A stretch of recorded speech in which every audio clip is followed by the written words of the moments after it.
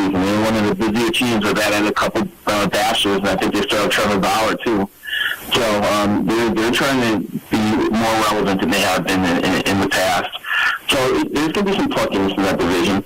But, in the Twin division, Cleveland, they starting rotation still legit. You have Mike Clevenger and Shane Bieber at the top of that rotation. Those are two damn good starters.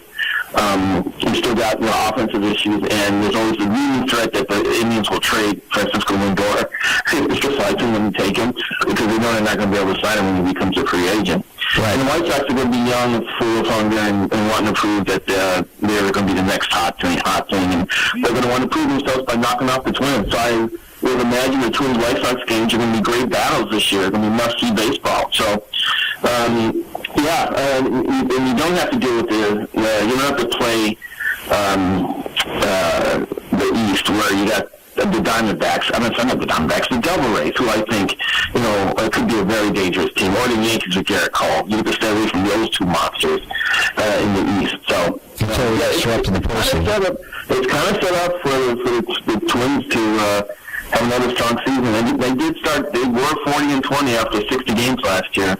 So they know how to start fast in a short stretch of games. This has kind of gotten lost with all the other stuff people are reporting on being more significant lately. But do we have any predictions, theories being offered up on whether baseball wants the ball to be just as juiced as it was a year ago, less juiced, more juiced? What do we think?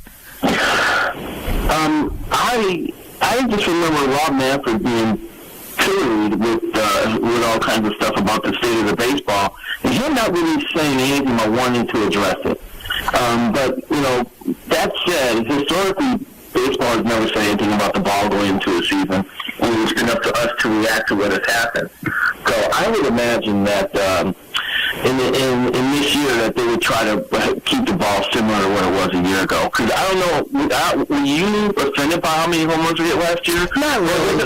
Or I think, once again, my theory is that if the Twins start hitting 300 home runs, then there's something wrong. And then now that's when, if the Yankees did it, okay, it's the Yankees. The Twins, there's no way. Someone's got to be wrong with the baseball. Right. No, I wasn't offended. I mean, I do buy the notion that we've heard from some of the purists that, you can't stop the game from evolving the way it does sometimes, but that if your main attractions are home runs, walks, and strikeouts, it does take away from action on the field, and that even though we know why the home runs are being hit, the approach at the plate is different, the willingness to strike out a lot, there's not much negativity attached to that like there used to be, certainly in this organization. But it does, if you have very little things going on in the base paths, and you don't, the home runs are exciting while it's happening, but obviously there's nothing on the base paths that happen, and strikeouts and walks aren't all that much fun either. That, to that extent, I think, I'm not sure it's a good trend for the game if there's not maybe some way to make that recalibration where it is, to a certain extent, about the art of trying to get on base. Right.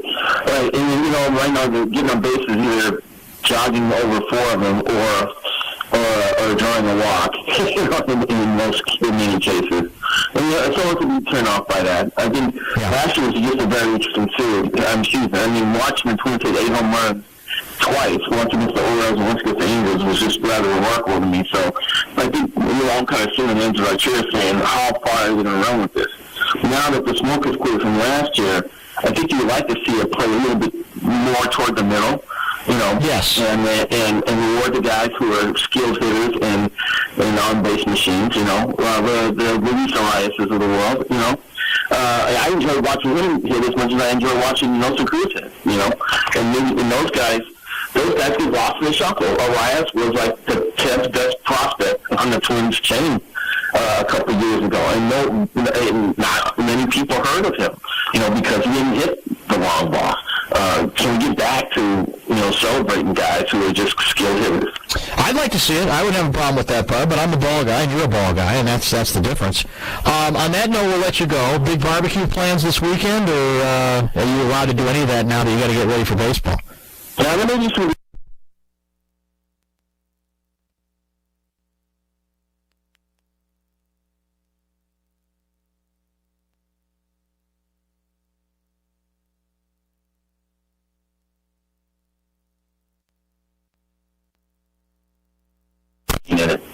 Nice. Well, tonight, I think you know this, starting at 6:30, also is it's the virtual Rude Party. Well, I heard something about this a few weeks ago. I was actually encouraged by Shake to be part of it, but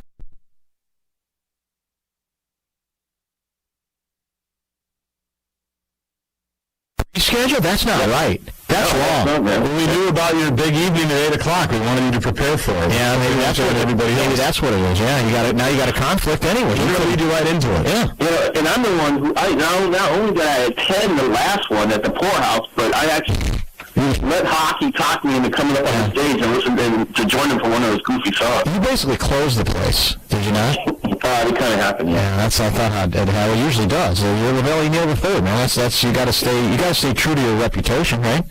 That's right. Have fun tonight. We will be in touch next week. Thank you, sir.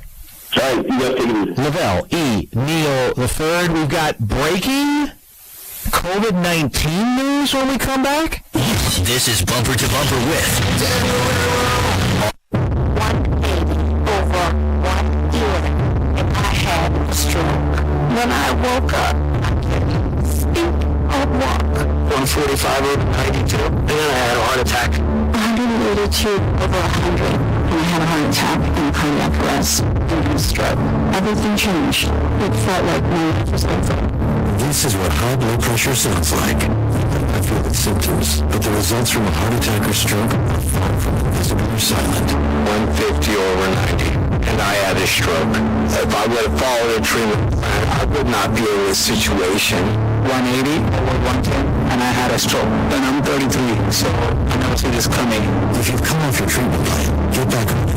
Talk with your doctor to create an exercise, diet, and medication plan that works for you. Go to loweryourhbp.org. I had this tongue. Everything has changed. At this tongue. Brought to you by the American Heart Association, American Medical Association, and the Ad Council. Hi, Grandma. What's for dinner? Hey, honey, I'm making stew tonight. Ooh, can you come over? I'm not sure about our new friend. I wonder if there's been any drinking going on. Alcohol at her age can lead to so many bad things. I've been meaning to ask you, what would Briefing in 2 months, or the first time they've met in a while. Well, it is true, and I did notice it as well. I did watch a little bit of, listen to a little bit of it today. Fauci said something along the lines of, every person who gets coronavirus on average infects at least one other person, so choosing not to social distance or wear a mask isn't just about you. You'll likely infect somebody else. That would be my response to that. To which Lee would say, that's all the more the merrier. That's inevitable. We're going to get there anyway, and so we'll get closer to herd immunity that much quicker. I'm not agreeing with him, but that's what he would say. And I would say I disagree with you as well. The problem that Lee has, again, is he's saying, hey, I'm taking the risk. It's like, well, no, you're not taking the risk. You are taking the risk, and you say you can sign away your rights in that regard, a waiver, but unless you're going to live, in a fairly sequestered environment, you end up affecting other people, whether you care about them or whether you want to or not, which I think, and that was the section I liked about what Fauci had to say today. Now, we've talked about this before, that medical people are, I guess you could say, they're wired to only evaluate in medical terms.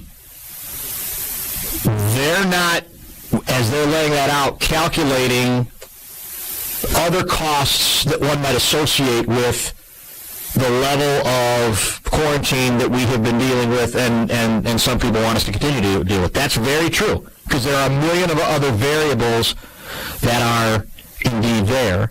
And we talked with Big Knocker about this yesterday, that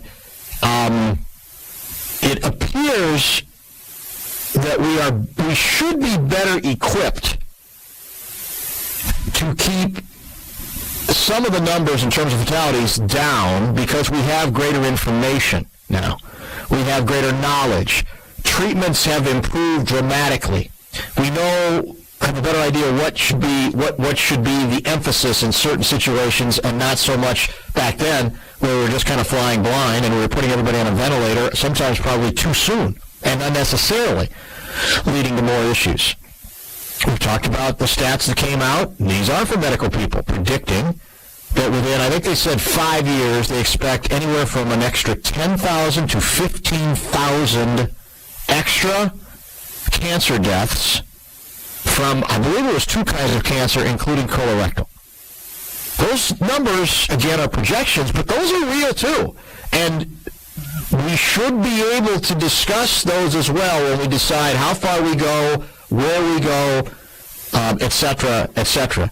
And so I don't think I necessarily buy that even with numbers going up, that means we are doomed to repeat the past necessarily, because how much better we've done with treatments, because some of the numbers have gone down in a number of cases in terms of fatalities, that we may be better equipped on a number of fronts. Now, the problem with just letting it go, though, is in places in Texas, they're saying now they're very close to being, they expect pretty soon to be overwhelmed in terms of hospital capacity.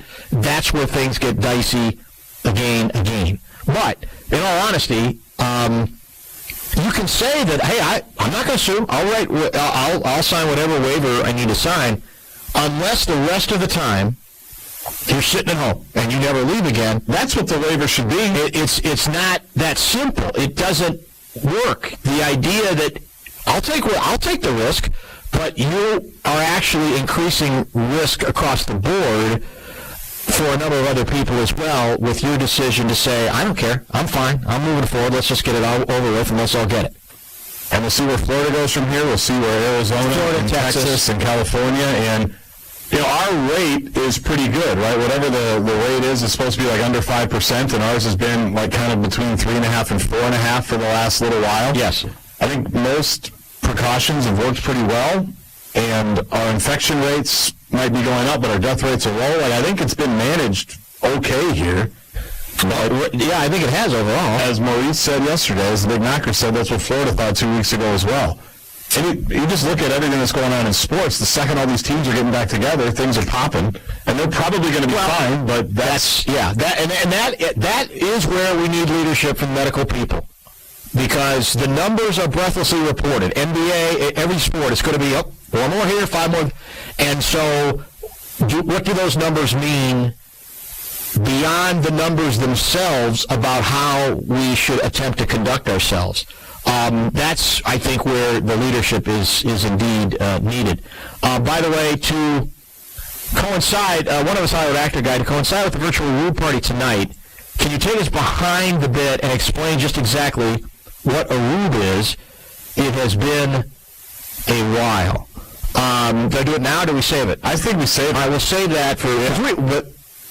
We're done at 7. We got to get in and get out. 6:30 to 7, right? That's all we got. We'll do that. We've got a couple of other things to talk about, and we've got a big unveiling right at the top of the Rube Party. Okay. After Zach Halverson introduces us and everything. All right. If you like the Adong Show line of clothing, I think you're going to like what's coming up at 6:30. Mandela guy. It's almost like they're in open competition. I think they're unbelievable together. I'm starting to think that uncanny. Mandela guy either is in by Mount Helix, or one of us Hollywood actor guy has moved to the Winona area. I think they're quarantining together. What a surprise. Dan is running from his COVID-19 Spanish heritage. I wondered if he would get to that, I wondered. Yeah. And he did. Very, very true, Davey. He's hanging in until 6:30 on Friday. We appreciate that. Yeah. Most people would have checked out of the show by now. I would say everyone's taking the risk by going out. If you don't like the risk, limit your time out and about. The likelihood is much greater that you'll get it, and much less it will be serious. That's from a phone number. Some people just have phone numbers now that they send in. I felt like I had something else I wanted to. Did we ever get to the bottom of whether Minneapolis City Council I still haven't seen the scooter plan? No, I still haven't seen it. I actually looked about 25 minutes ago. Show. And I haven't seen anything on the scooters yet. Okay, fair enough. Well, let's break here. We'll have a chance to review, give you kind of the show wrap, and give you a couple of the highlights of an amazing conversation with Twins Hall of Famer Rod Carew, which took place right about 4 o'clock right here on The Fan. Ferrero's back after these. Over 2.5 million airline passengers fly every day in the United States. Those passengers depend on reliable airplanes, and those planes need certified aircraft technicians. That's where you come in. We are the Aviation Institute of Maintenance, and we train tomorrow's technicians. We train our students hands-on with real aircraft, develop their skills, and prepare them for real jobs in the industry. The Bureau of Labor Statistics reports the average aircraft technician in the United States makes over $62,000 a year. The job opportunity is there, the money is there. If you want to work with your hands, it's a perfect place for you. I'm very impressed with the AIM curriculum. The school's keeping pace with the demands of the industry. The potential for growth is astounding. At the Aviation Institute of Maintenance, we train tomorrow's technician. Call 800-518-1466. 800-518-1466. 800-518-1466. Since 2003, Minneota Building Materials has been providing their expertise and quality products to projects both large and small. They offer building solutions, build design services, as well as tools and materials to complete any job, whether it's a pole barn, new home construction, or just a remodel. Kevin and the team at Minneota Building Materials is there for you. Minneota Building Materials would also like to congratulate all the graduating seniors this year and wish you the best of luck in the future. Minneota Building Materials. Give them a call today at 507-872-6147. Brian's Tree Service, Cottonwood Co-op Oil Company, and Magic Water are proud to bring you Marshall Radio's severe weather coverage. In southwest Minnesota, it's not a matter of if we get severe weather, but when. And when those clouds start to build and the thunder starts to roll, we'll be on the air on all 5 stations, bringing you current updates on severe thunderstorm and tornado warnings and reports of wind and hail in the area. When the weather turns bad, turn to Marshall Radio with your severe weather coverage. Brought to you in part by Brian's Tree Service, Cottonwood Co-op Oil Company, and Magic Water. It's a calling that's kept us free. It's a place to belong.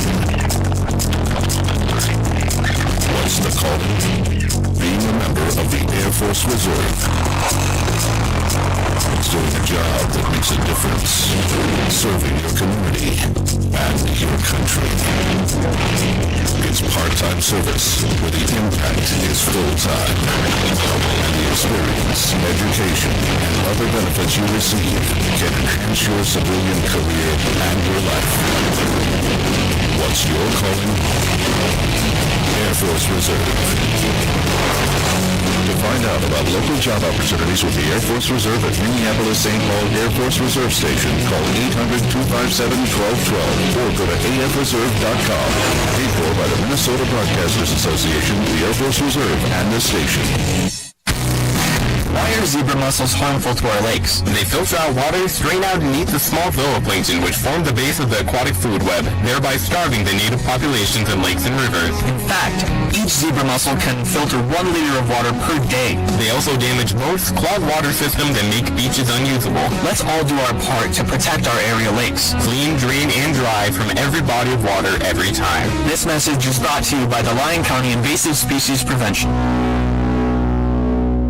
180 over 1 year, and I had a stroke. When I woke up, I couldn't speak or walk. 145 over 92, and then I had a heart attack. 182 over 100, and I had a heart attack and a cardiac arrest and a stroke. Everything changed. It felt like my life was over.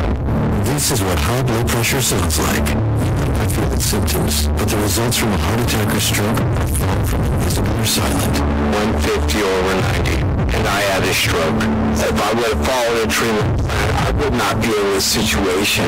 180 over 110, and I had a stroke. And I'm 33, so I never see this coming. If you've come off your treatment plan, get back on it. Or talk with your doctor to create an exercise, diet, and medication plan that works for you. Go to loweryourhbp.org. I had to tell everything's changed. I had to tell. Brought to you by the American Heart Association, American Medical Association, and the Ad Council. With Marshall Radio weather, I'm meteorologist Mace Michaels. A clear sky tonight, near 64 low. Sunny for tomorrow and warm. Highs into the upper 80s. And even warmer on Sunday, near 90 with sun to start the day, then some showers and storms in the late afternoon and evening. The fruit truck is bringing fresh Georgia peaches and Washington cherries straight from orchards to towns across the area. Check the schedule and pre-order now at myfruittruck.com. Currently 81 degrees. You found the sports leader in Southwest Minnesota. Marshall Radio's 107.5, The Fan. Happy tastes good. Stuck at home? Stick with us. Listen to KFAN at home on your smart speaker. Getting KFAN station from iHeartRadio. Just another way to listen to The Fan. It made me stronger as a kid because I knew I had something I could turn to and get away from him, and that was baseball. Now, when I was on the baseball field, no one could touch me. No one could do the things that I could do as a 9-year-old or a 10-year-old on a baseball field. When I left Middle League, I went immediately to playing with 19 and 20-year-old kids and was still doing good. So baseball was a thing that really kept me from killing my father, because from all the abuse that he gave to my mother and I, constantly beating my mom and constantly beating me, he came home drunk one night, and he was so drunk that he was out of it. And I said to myself, he went back to his bedroom, and I said to myself, now is my chance. And I went out and I got my machete, and I was standing over him, and I was about ready to raise it when my mom came busting in and says, no, you can't do that. Remember baseball. So I backed off. I was 9 years old, and I was just tired, and no one was doing anything to help us, and I was just tired. It's the Bumper to Bumper Show Wrap. It's a fairly remarkable moment from our conversation with Rod Carew, Hall of Fame immortality, of course, former Minnesota Twin great, won an MVP here as well. We chatted with him about his new book, and we got into a lot of different subjects, and that's an indicator of, I think, how honest he is in the book. This book, less about baseball, more about Rod Carew, the man, and some of the transitions that he has made. And then he went back to the beginning, because he does talk in the book about how abusive his father was. And he told us just an astonishing story that, in fact, baseball saved him from killing his own father. And it sounds trite to say it, but for those of us who were fortunate enough to have great stability in the home and great mothers and fathers, it's just a head shaker. The pain that one must be in to be in that spot and to not think it is outlandish or crazy to consider murdering your father. It's astonishing. And he was, as I said, honest about a lot of other stuff as well. I heartily recommend our conversation with Rod Carew. He's got a new book out called, what's the name of the book again? One Tough Out, which, of course, is perfect because it describes him as a hitter, and it also describes his life, where he's had his own, he had to deal with losing a daughter at a very young age. His daughter, Michelle, got leukemia at the age of 17. They brought her back here to be buried, and he had his own medical issues as well. And he talks about all of that, really more about the impact Michelle's death had on him and how it forced him, because of her force of personality and what she requested of him, to open himself up in ways that he's not sure he otherwise would have done. One of the best conversations we've had with any athlete in recent memory. And I'm glad, I really appreciate Carew giving us as much time as he did and being as honest about it as he was. Well, people will, if they dial into the Aru party here in about 10 minutes, they'll see our setup and how we can see each other, obviously. And, we look at each other quite a bit during the show, especially when guests are on. Like if somebody says something crazy, we'll look at each other like, what the hell? And when Gerby's on, we'll look at when Kessler says something. Kessler mostly, we know what's coming in terms of the Bradshaw and Bryan inbox. I don't think we've ever looked at each other that often in an interview like, oh my God. Yeah. No, I can't believe that he's telling us this. These stories are incredible. Yeah. And I use the word incredible in a variety of different ways. The one that he just played, I mean, it's just stunning. The whole thing is just stunning that it happened, that he went through it, that he was telling us about it, some 65 years later. I don't think we've ever looked at each other like that often like we did today. No, I agree. That's a good way to capture it. That is very, very true. So we thank Rod Carew, and we wish him nothing but success with the book as well. A very unique book in its willingness, as I said, to reveal a lot of the man, and a man who's clearly changed a great deal over the course of the time that really, largely you could say, starting with the death of his daughter, but if you go back to when he was a kid, even that, the impact that had on him, and baseball. Think about that, his mother saying, baseball. At 9. You got to think about the baseball. That's your way out of this madness. And it was. It proved to be 100% true. Even then, it was clear how talented a player he is. You know what I didn't get to with him, and I could have? We had another hour. He got cut from his high school baseball team. Really? A la Michael Jordan. And I didn't even get to that story because there was so much other rich stuff to get to. Maybe we'll do that the next time. In any case, we also thank Lavelle E. Neal III, who joined in the 5 o'clock hour to talk baseball more recent, vintage, and what we might expect going forward. And Melinda Jensen called in at 4:32. Or about 4:45. Well, it's supposed to be 4:30. That's what I asked her to do. And then at 4:30, draws are still dropping because of Rod Carew.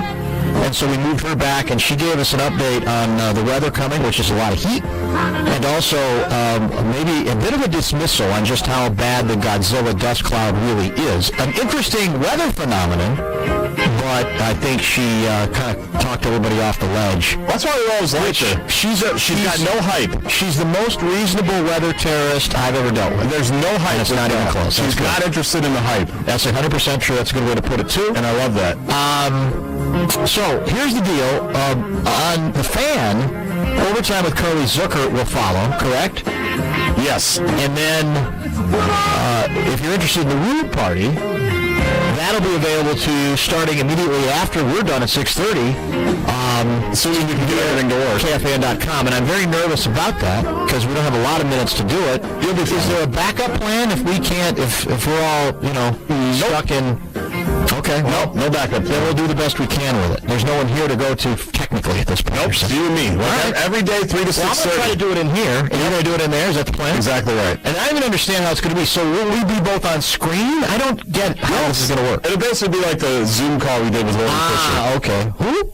Yeah, I know. Lori Fisher. Remember her? It's Friday. 3 hours from now, we could be on Fox 9. So she's not listening today because I think she's taking a little bit of a break, unfortunately. Otherwise, she'd be texting at us almost immediately. Somebody will let her know. So thanks again to all the listeners today. A lot of good ice cream truck stories today. Had some fun with that as well. And hopefully by Monday we'll get to the bottom of the scooter plan. Minneapolis City Council, you can't have enough scooters in downtown Minneapolis. That we know. And we'll find out if indeed they pass that legislation along to get that accomplished, because I'm not going to sleep at night until they do. Enjoy the rest of your weekend. Enjoy Rude Party. KFAN.com. That's coming up next.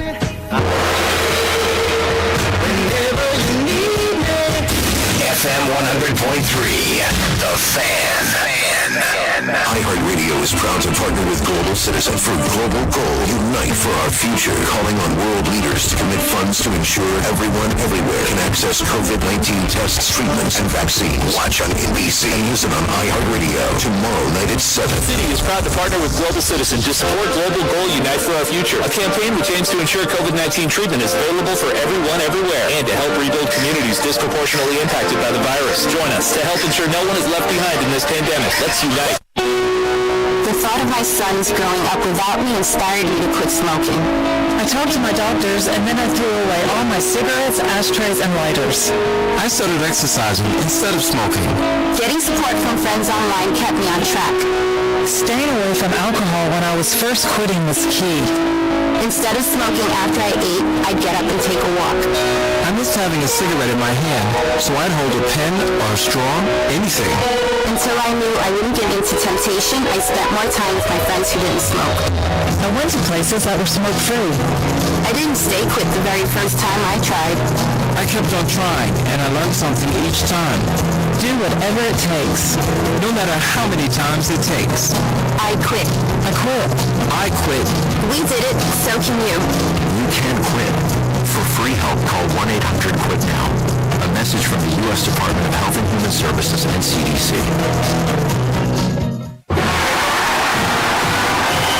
I loved playing high school sports. I loved the competition, the camaraderie, the bands, the crowds, all the pageantry, and I wanted to keep playing.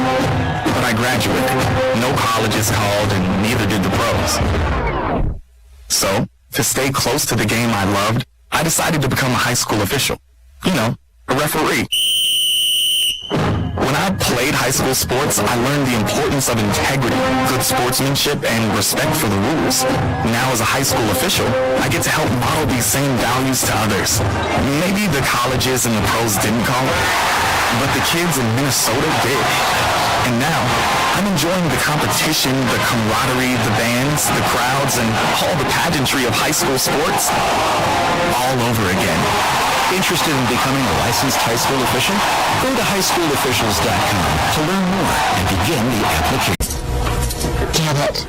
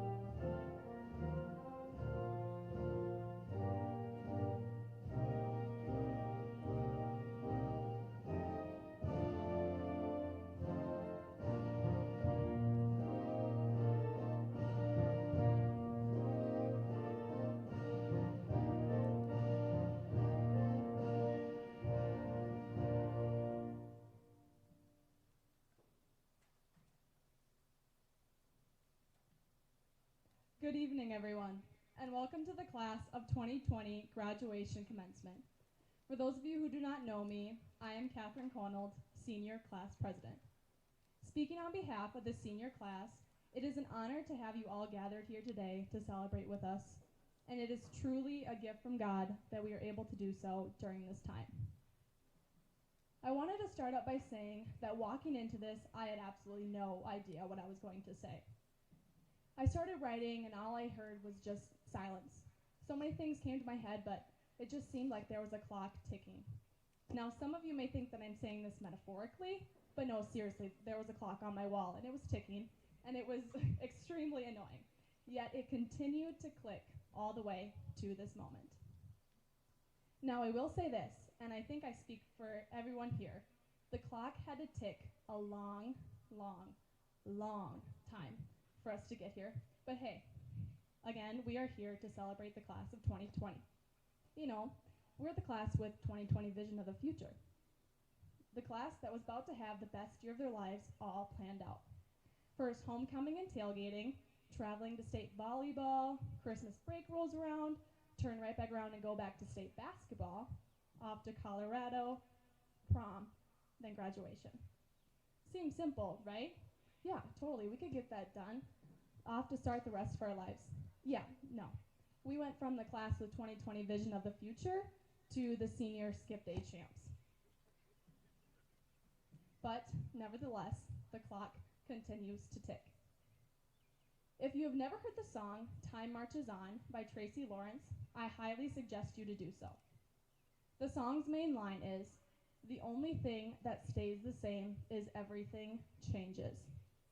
Now, I could stand up here all day and talk to you about the cliches of graduating, like follow your dreams and high school goes by way too fast, which you should follow your dreams and high school does go by way too fast, but at this point, our class is ready to put on our big girl and boy pants and move on with it.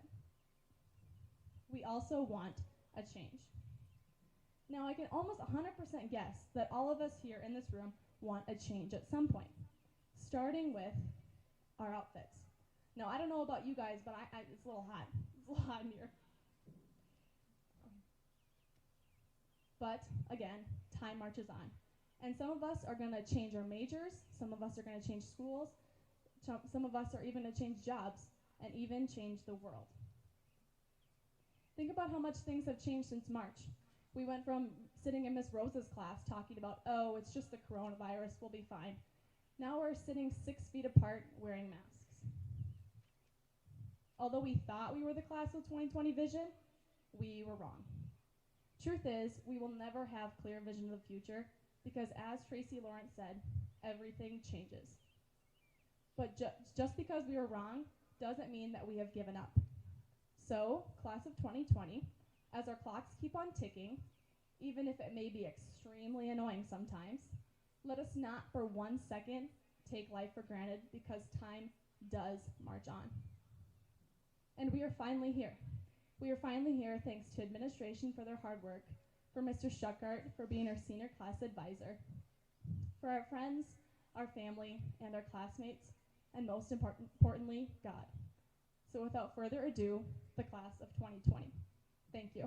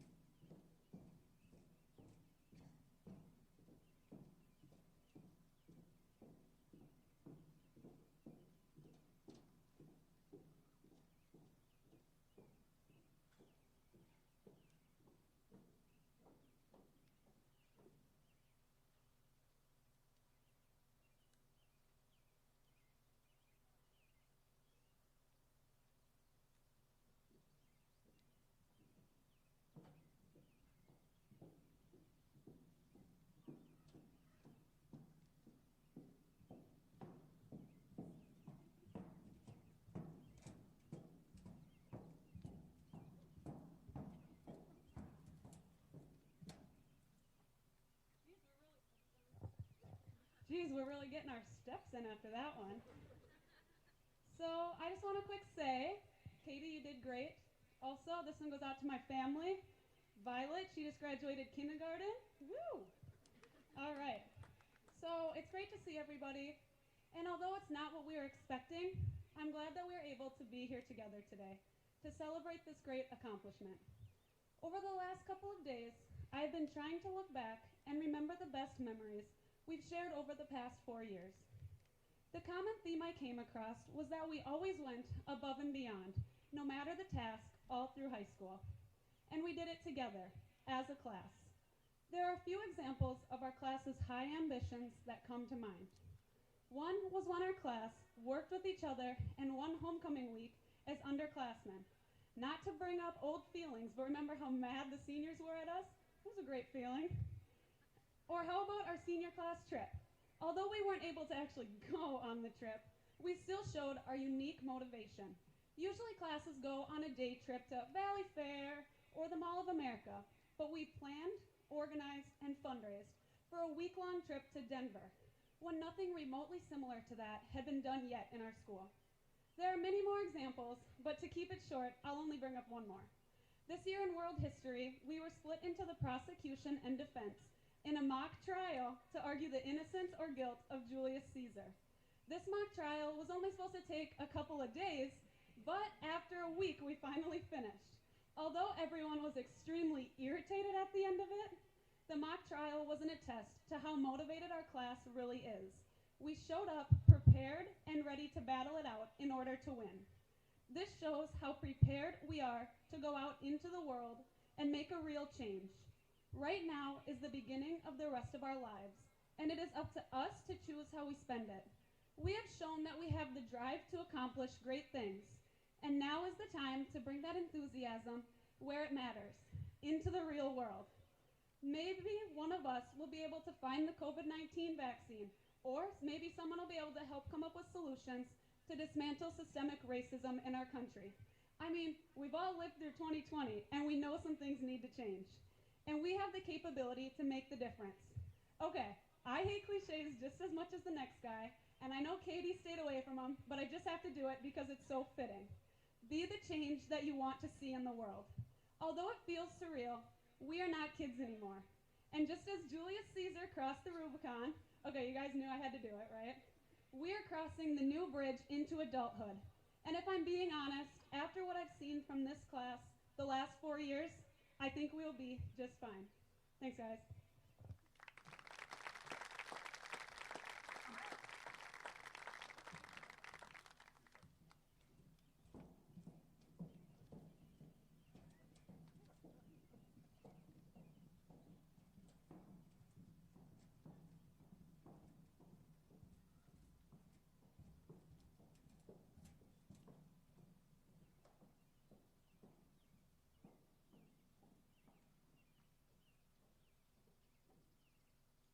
He awoke one day, this young world, to find that he was changed.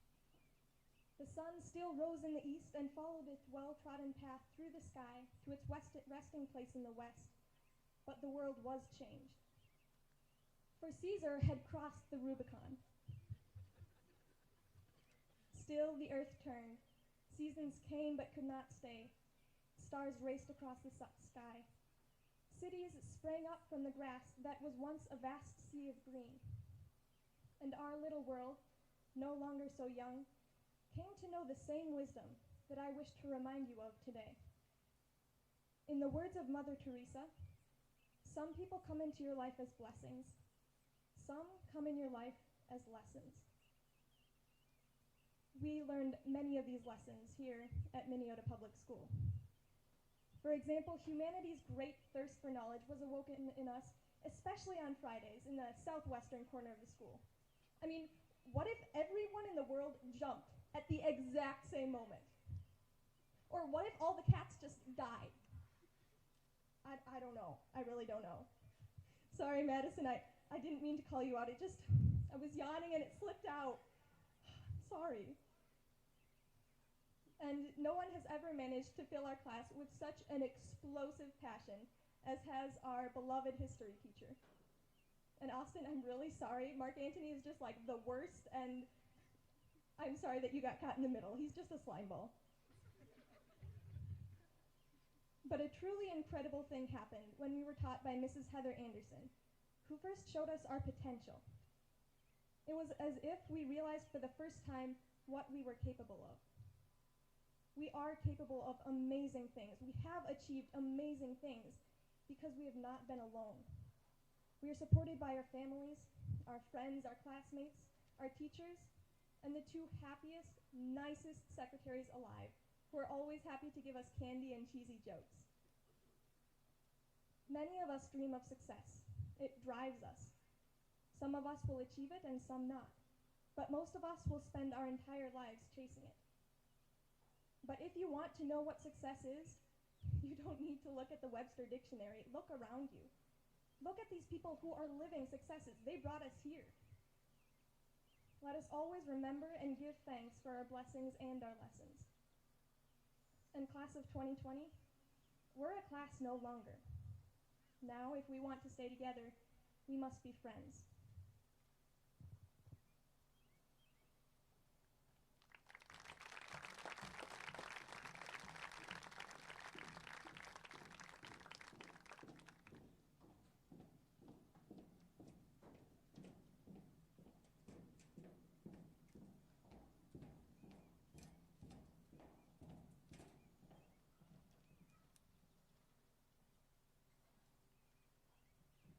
All right, before I begin, I would just like to say, class of 2020, you look amazing in those caps and gowns, and I'm glad we can all be here in person today. All right, first off, thank you to all the staff and administration who made this day happen. Thank you also to the teachers who helped us get to this point of receiving that diploma.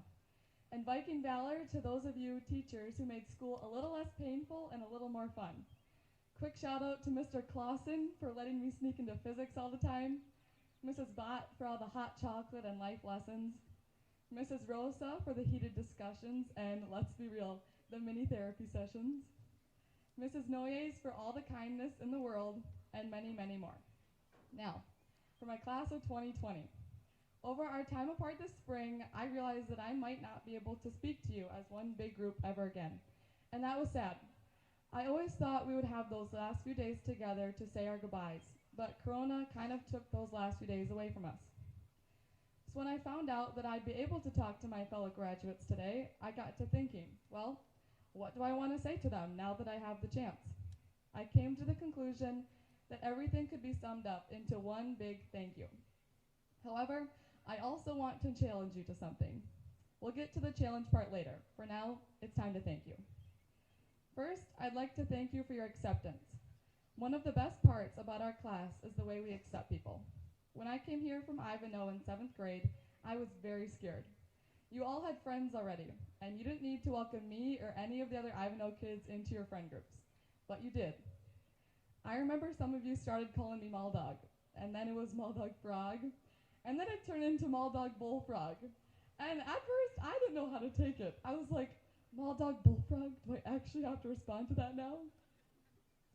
Later, I realized it was actually just a way of showing affection, of course.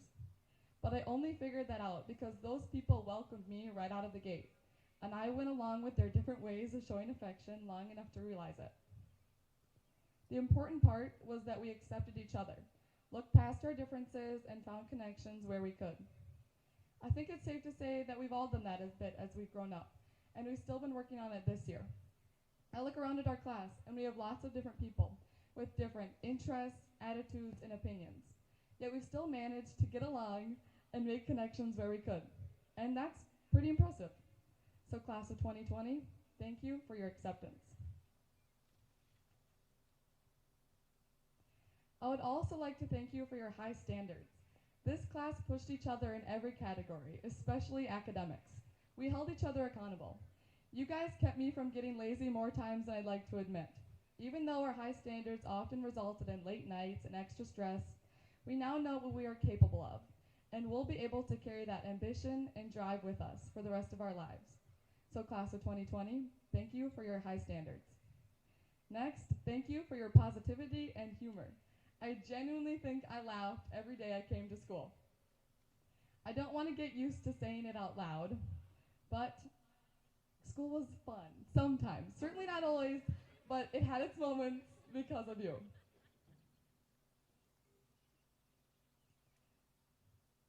Sorry, I lost my spot. Okay, when you have nice, fun people around, whatever work you're doing isn't so bad, and that was always the case with you people.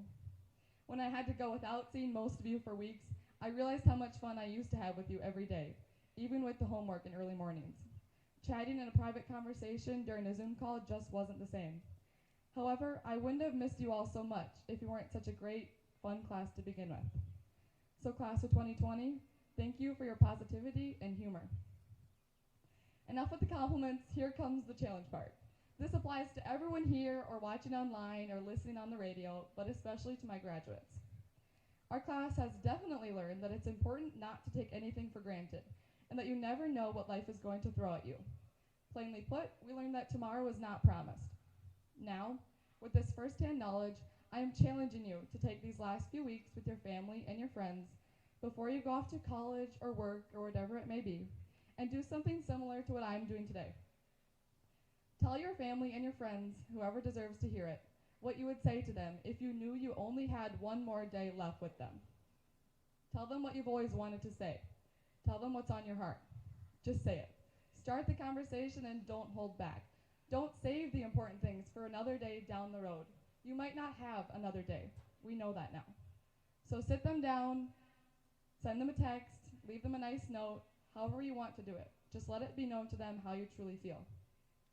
Explain to them how much you appreciate them and what they do for you.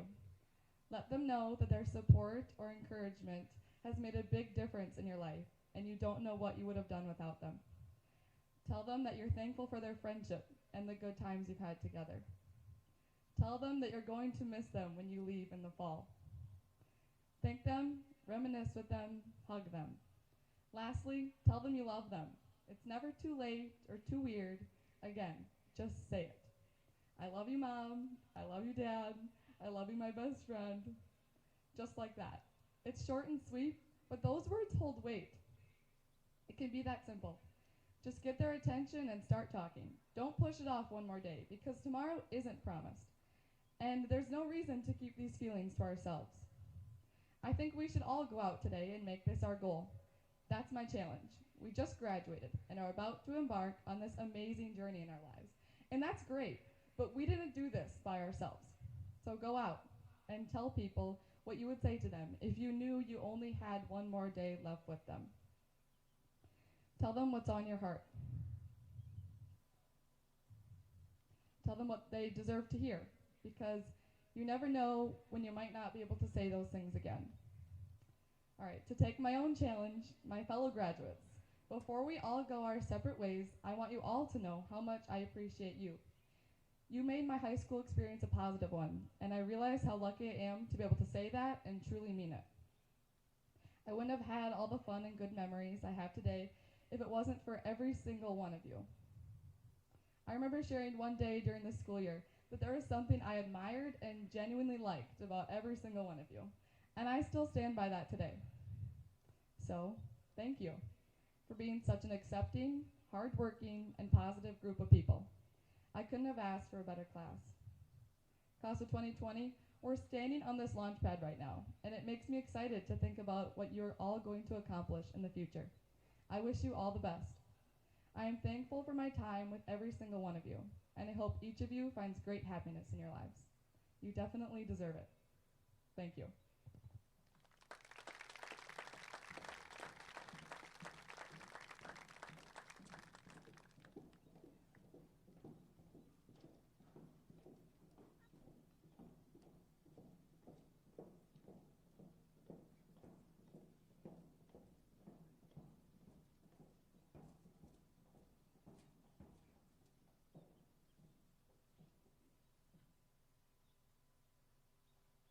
Okay, I kind of gave up being quiet there, so. Good evening, everyone. I want to start out by thanking those who made this possible, because it is amazing that we are here tonight. Even though it's hot, and I know that. I got sunburnt at the practice today, so good times. And secondly, I want you to be understanding with me if I sound a little wonky. I don't get out much. Now, we are all familiar with how different this year has been. It has been packed full of surprises from the state basketball tournament being canceled on the second day to finally putting the kibosh on our senior prom. We have been heartbroken, to say the least, and we were all questioning if we would be able to have this ceremony tonight. After finding out that the ceremony was still set to go, I wrote a short poem based off of my feelings from the odd end to our senior year. I especially wrote this in gratitude for the graduation ceremony we are at, and I would like to share this poem with you tonight. A cap and a gown, luxuries, not rights, a lesson from the class of 2020. Endless days, greeting your favorite teachers really do come to an end, whether or not you are prepared for it. A lesson from the class of 2020. Life will surely beat you down, and things will be taken from you. A lesson from the class of 2020. But whatever is taken, you are strong enough to live without. A lesson from the class of 2020. And absolutely no one can take away the achievements that you have earned with your time and efforts, no matter what. A lesson from the class of 2020. The time-old saying, "It goes by fast," isn't even enough to suffice for what we want to portray to you. Because we have learned that it isn't only time that you have to race to get to graduation. You have to race the world. And sometimes the world will get to you first. A lesson from the class of 2020. When life returns to normal, smile and be thankful, for you know now how much of a blessing normal can be. A lesson from the class of 2020. And never forget one thing. You are never defined by your obstacles. You are not what happens to you, but rather you are whoever you want to be despite of them. Do not forget this important truth as we are finishing high school and as we go through life. A tough lesson learned by the class of 2020. Classmates, can you believe we finally made it here? It's nice to see all your faces not over Zoom call, and we don't have to worry about Wi-Fi connection, so. I want to thank you for the memory over these last 4 years. I truly wish you all the best wherever life takes you. It may be far, or it may end up being very near. I would like to leave with you a common phrase that dates back to the 17th century. Great minds think alike. But the end of the quote that is often forgotten is, "But fools seldom differ." I want all of us to take the ending of this quote with us wherever we go. In this time where the world is yearning for change, do not be afraid to be different from those around you. Only those who are different make a change. Now, it is our turn to go out into this world, not as fools, but as change makers. So let's go, class of 2020. Thank you.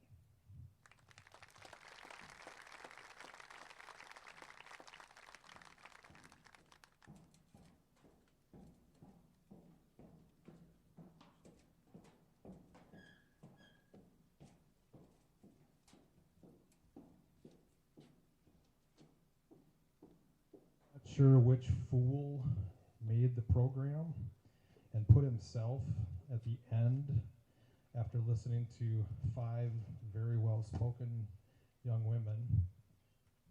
It was me. So I looked up this quote and I wanted to share it with you, and it goes like this: light travels faster than sound, and that's why some people appear bright until you hear them speak. Here we go. Katie called me Monday and said, "Would you speak at graduation?" I said no. So here I am. It's kind of like being at home. And I really struggled with what to say to you. I all Monday night I just sat and thought, and Tuesday I mowed the lawn and I thought, and finally I sat down and started typing. And I wasn't sure if I should be funny or thought-provoking. If you've attended graduation here in the last few years, you've had an opportunity to listen to some very good speeches by some outstanding faculty members. So I'm going to apologize in advance. I don't have a cool story about being chased by a bull like Mr. Clausen, and I haven't won an infinity gauntlet full of state championship rings like Mr. Johnston. And while I appreciate his presidency, I am not in love with Teddy Roosevelt. Sorry, Ms. Rosa. I remember the speakers from both of my graduations, but I couldn't tell you one thing that they said to me. So I can only hope that something I say tonight resonates with you. I use social media for two reasons: sharing my life with my friends and relatives, finding funny or thought-provoking memes to share with people. All right, I also spy on my high school classmates to see how old they look. So a few days ago, I came across this meme, and it spoke to me. And it said this: if you found out that you were dying, would you be nicer, love more, try something new? Well, you are. We all are. And that sounded really familiar to me. It sounded like a book that I really enjoy, Maury Schwartz. So for about the last 20 years, I've read the book Tuesdays with Maury aloud to one of the grades that I was teaching.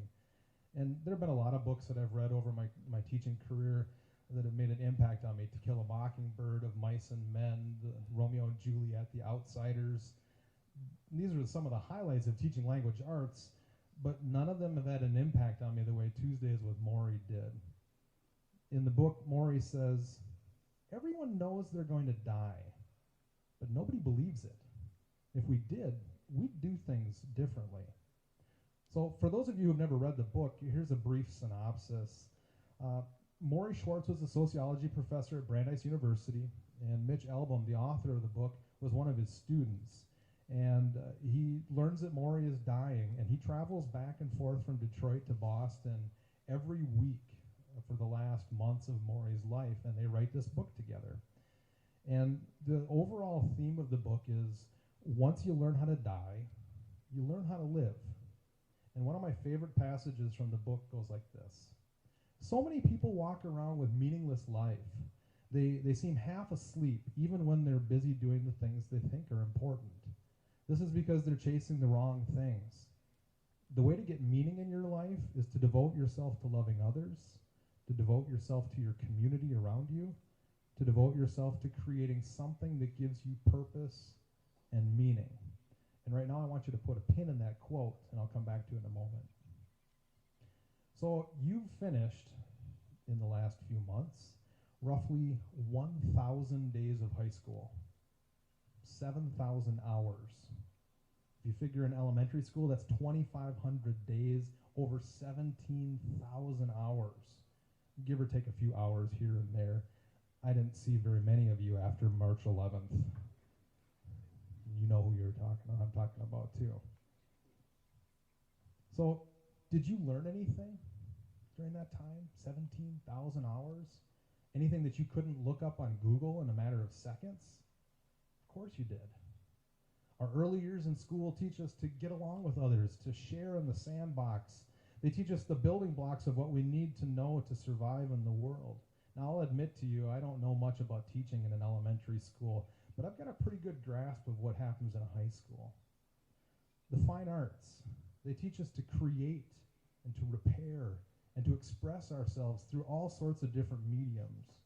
Math teaches us relationships and how to solve problems. Science teaches us to conduct experiments and find the answers to the questions we're asking. Language arts teaches us to communicate and to exchange ideas. Geography teaches us our place in the world and allows us to see into the lives of other people around the earth. History, my personal favorite, teaches us to learn from the mistakes of others and our own so that we're not doomed to repeat them. And civics, every one of you, well, almost every one of you, had me for civics. And that teaches us that we're all born equal with unalienable rights that we have a responsibility to protect, and we have a responsibility to respect the rights of others, to be active in our communities, and to vote. Vote. Vote. And what can we learn from Maury? that every second of every day is a gift. We need to spend our time pursuing the activities and relationships that make us feel fulfilled. We need to devote ourselves to loving others and to making our communities thriving places to live. We need to chase our dreams, making them come true. We never know when the little wave of our life is going to crash into the shore. So take these skills, go out into the world and use them, and become a great contributor to humanity. Make the world a better place for everyone. Seriously, though, get out of Minneota. I mean, don't get me wrong, this is a great town. 25 years ago, the whole town stood up for me when I didn't know what I was doing. And I'm never going to forget that. This is a town that you should come back to live in, or at least visit from time to time. But definitely get out of here for a while and see what the world has to offer to you and what you have to offer to it.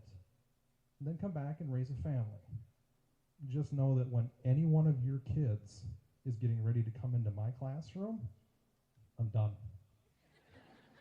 There is no way, and there are several of you out here who have parents out there who have survived me as well. There is no way that I'm going to listen to, "No way, you taught my grandparents." It's time to retire at that point. If you found out you were dying, would you be nicer? Love more? Try something new? Well, you are. We all are.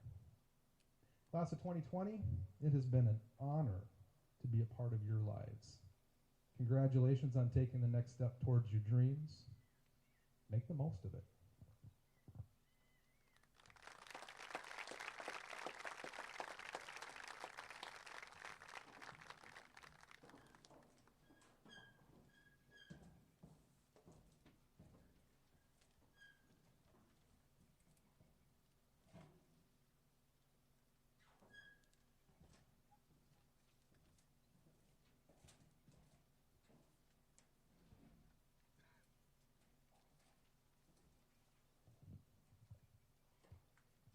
At this time, it is my privilege to acknowledge the seniors graduating with honors. Students graduating with a cumulative grade point average of 3.50 or above will be classified as honor students. These students fall into two classifications, distinctive honors and honors. Graduates with a grade point average between 3.50 and 3.66 are considered to be graduating with honors. Graduates with a grade point average falling between 3.67 and 4.0 are considered to be graduating with distinctive honors. In addition, we also recognize the top students as salutatorian and valedictorian. At this time, would the students graduating with honors please come forward?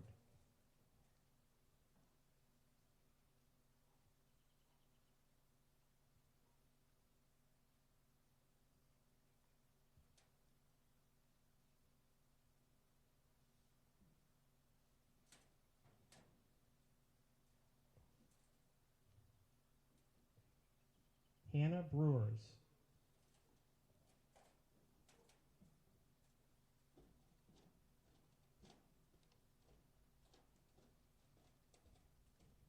Jacob Hain.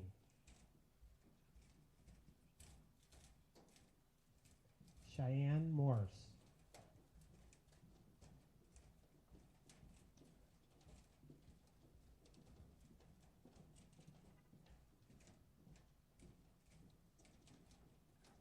At this time, would the students graduating with distinctive honors please come forward? Kimberly Block.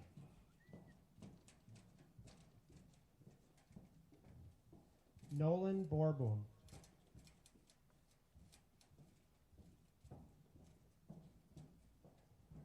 Riley Bicey.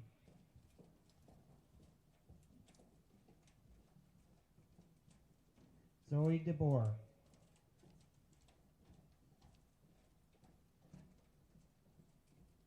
Sean Dilly.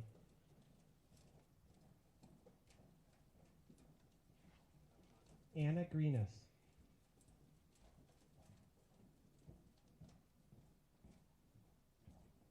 Morgan Hennon.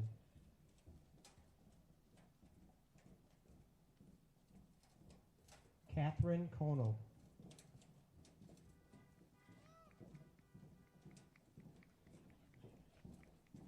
Katie Landrus.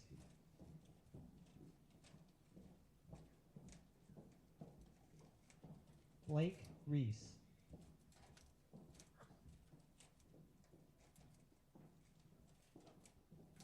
Emily Rubinski.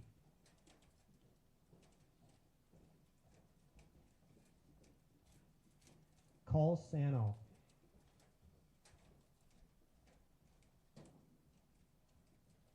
Madison Sorensen.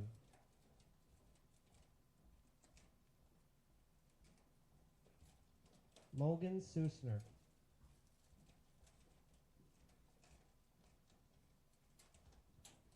Tara Tuft.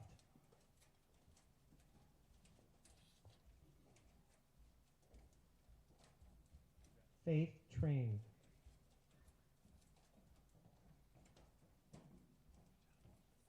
Tate Walerius.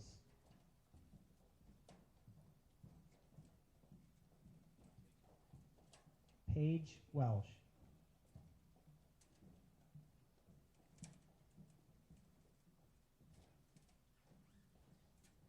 The class of 2020 salutatorian is Rachel Vlamick.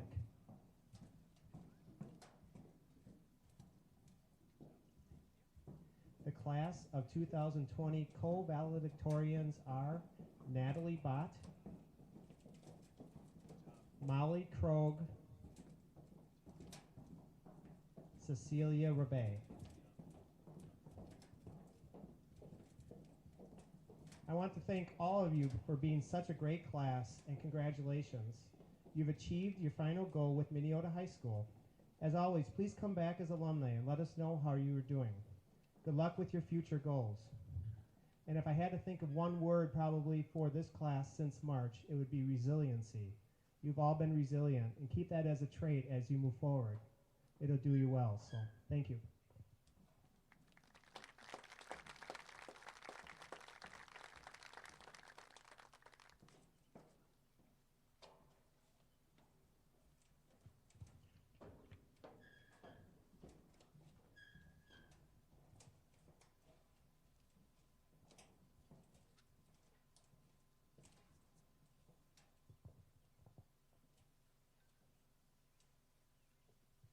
At this time, it is my honor and privilege to present high school diplomas to the graduating class of 2020. Graduates, as your name is read, please come forward and receive your diploma.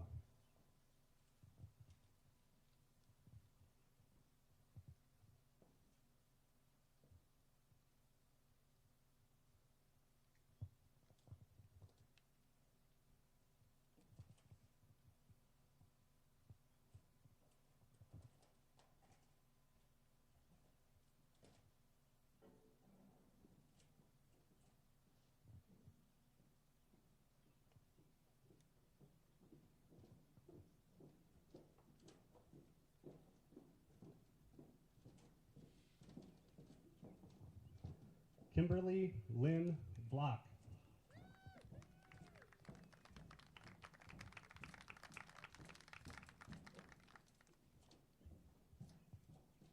Nolan James Borboom.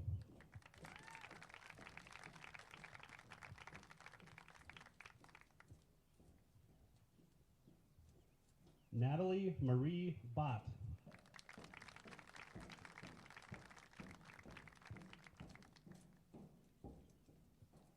Hannah Lee Brewers.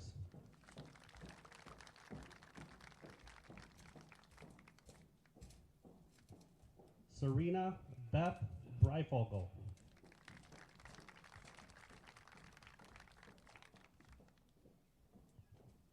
Riley Cole Bicey.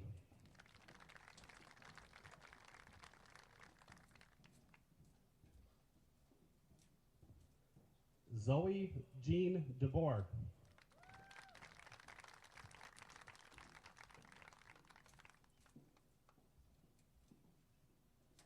Allie Joe DeVlamick.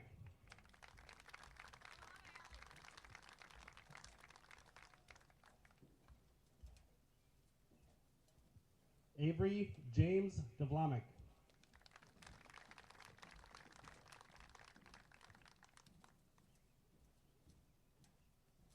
Sean Cole Dilly.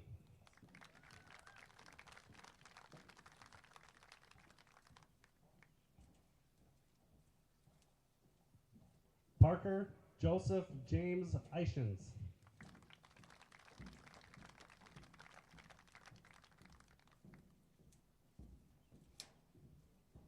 Reese Josephine Gilland.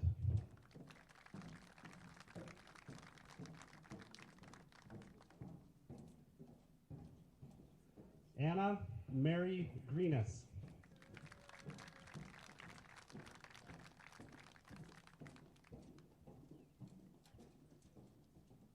Jacob David Payne.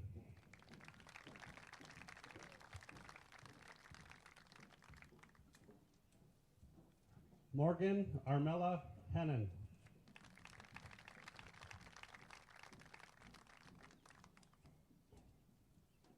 Jackson David Jeremiahson.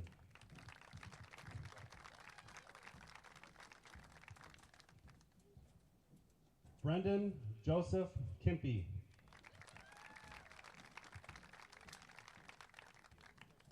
Austin Daniel Close.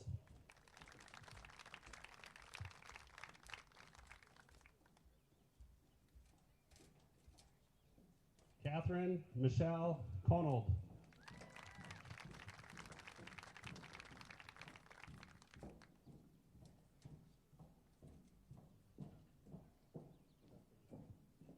Molly Jo Krogh.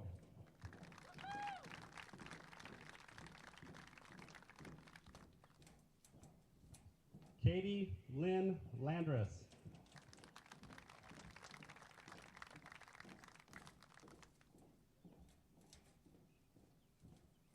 Bronson Michael Lozinski.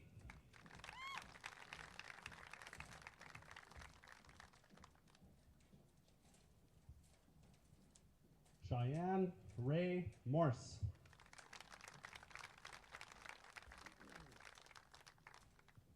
Grady John Morse.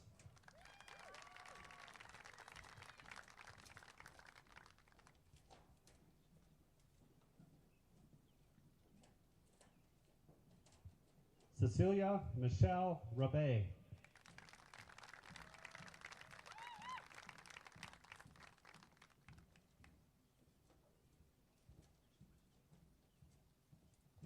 Caleb Paul Rainier.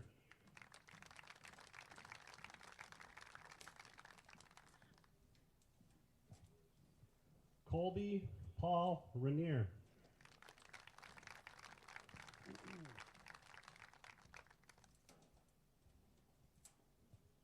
Blake William Reese.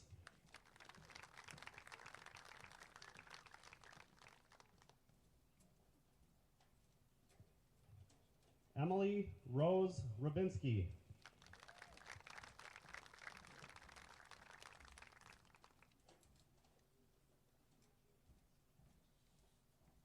Alexander Michael Saltzer.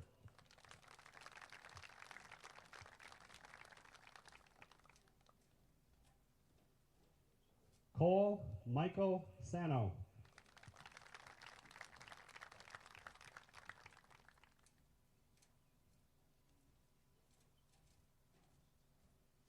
Madison Lee Schulten.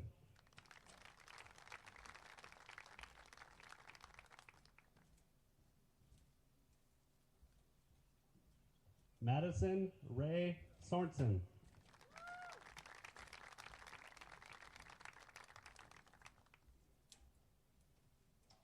Logan Jeffrey Susner.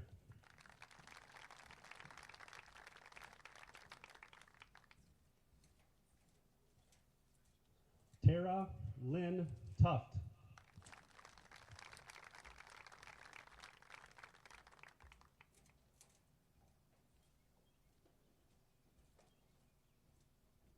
Faith Robin Train.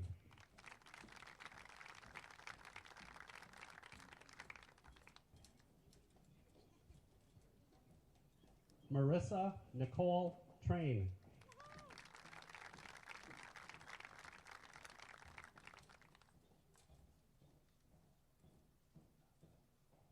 Derek Joseph Van Overbeck.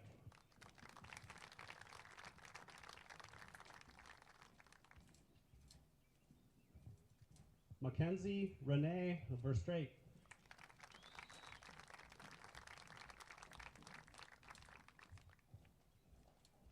Rachel Lee Blamick.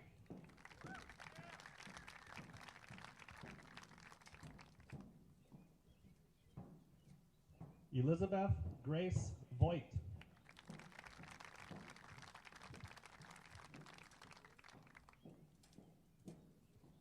Tate Michael Walerius.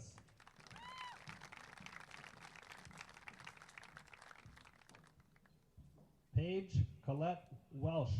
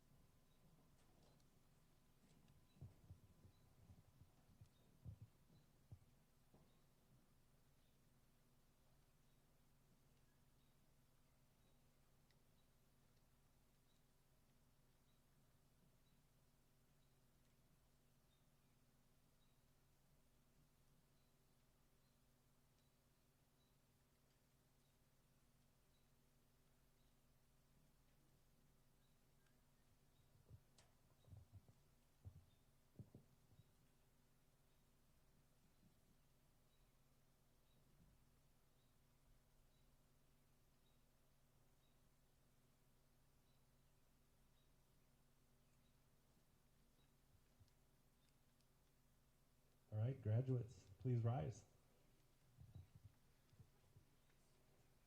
You're graduated. Move your tassels right to left. It is my pleasure to present to you the Minneota High School graduating class of 2020.